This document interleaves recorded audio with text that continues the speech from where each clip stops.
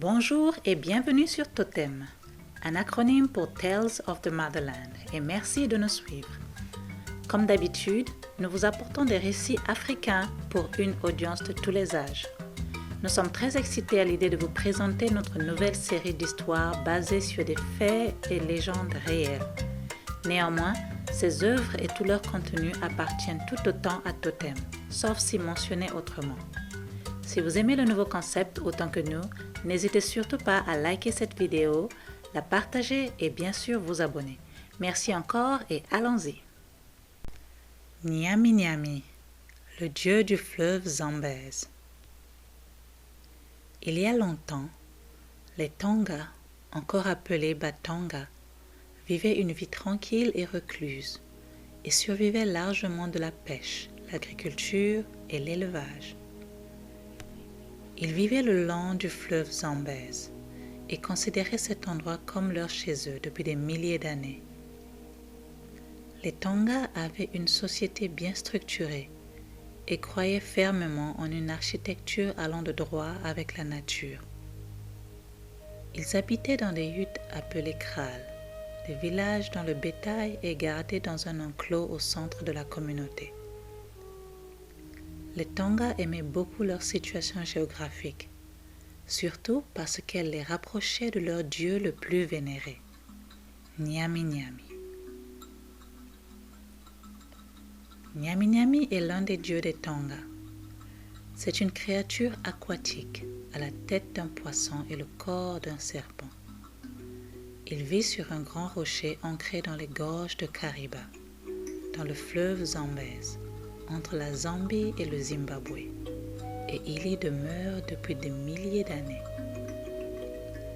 Nyami Nyami et son épouse admiraient énormément la beauté splendide de cet endroit paradisiaque.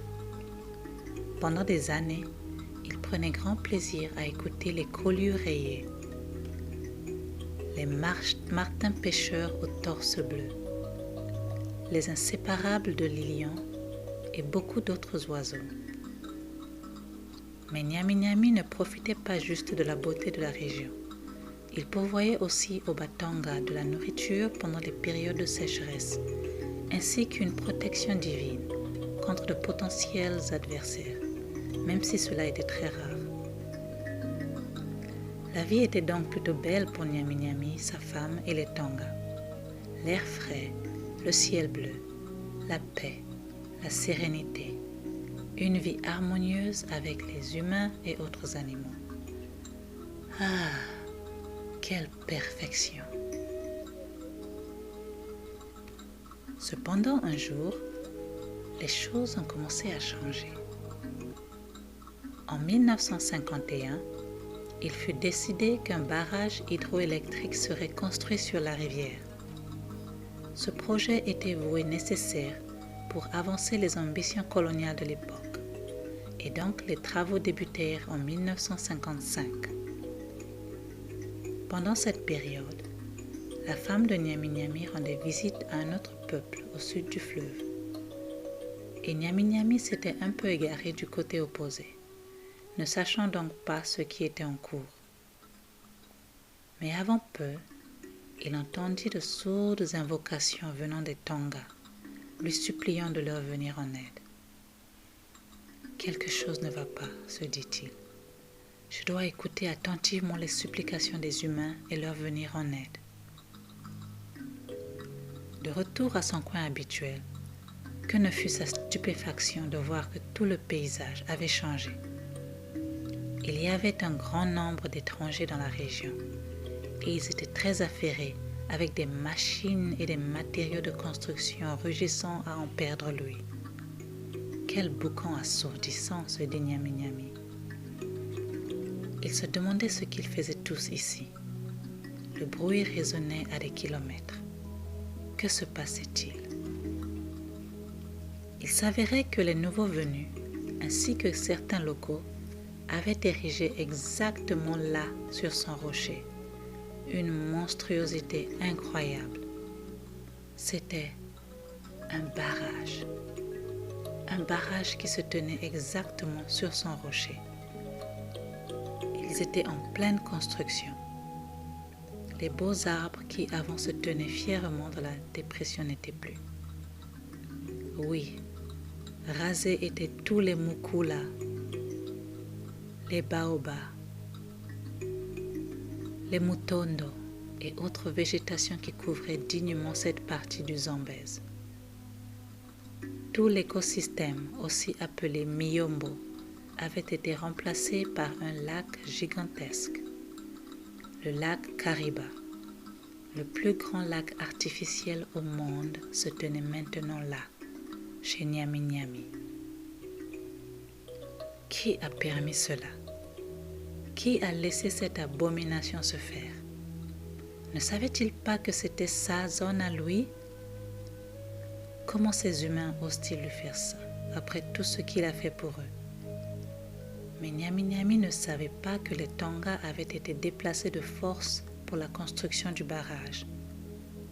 57 000 Batonga avaient été forcés d'abandonner leurs maisons, leur bétail, leurs fermes et tout leur mode de vie pour se rétablir dans une région plus éloignée qui ne leur était pas familière et où il leur faudrait tout recommencer. Tous leurs champs et maisons étaient dorénavant inondés. Ils étaient devenus des réfugiés malgré leur résistance. D'où leur cri d'appel vers Nyami Nyami, leur protecteur, pour qu'il leur vienne en aide. Cependant, pour Nyami Nyami, cela n'était même pas le pire. Le pire était qu'à cause de la construction du barrage, il était dorénavant séparé de sa femme, sa tendre épouse bien-aimée. Il était furieux. Il devait à tout prix arrêter cette folie. Pris d'une rage démesurée, Nyami Nyami se rua sur le barrage et le secoua vigoureusement, causant la montée brusque de l'eau et la plus grande inondation que le fleuve ait connue en 1000 ans. Cette inondation détruit une grande partie du barrage, ainsi que les habitations des travailleurs. Elle causa aussi la noyade de nombreux ouvriers. 87 travailleurs perdent leur vie ce jour-là. Cependant, pas un seul corps n'était retrouvé dans les eaux profondes du Zambèze. Des expéditions furent organisées, ainsi que des recherches intenses pour récupérer les dépouilles, hélas sans succès. Les inquiétudes augmentaient car le lac était rempli de crocodiles. La crainte était que les corps seraient dévorés et que les familles ne pourraient point enterrer leurs proches. Les anciens Batonga savaient ce qui devait être fait pour récupérer les corps des ouvriers. Ils demandèrent aux autorités de leur faire confiance et qu'ils pouvaient les aider à retrouver les corps, mais les autorités ne les croyaient pas. Cependant, après 3 longues journées de recherche sans succès, ces mêmes autorités n'avaient plus rien à perdre et donnèrent une chance aux anciens. Les anciens prirent un agneau et le donnèrent comme offrande à Nyami Nyami pour qu'il pardonne les nouveaux venus et tous ceux impliqués dans la construction du barrage.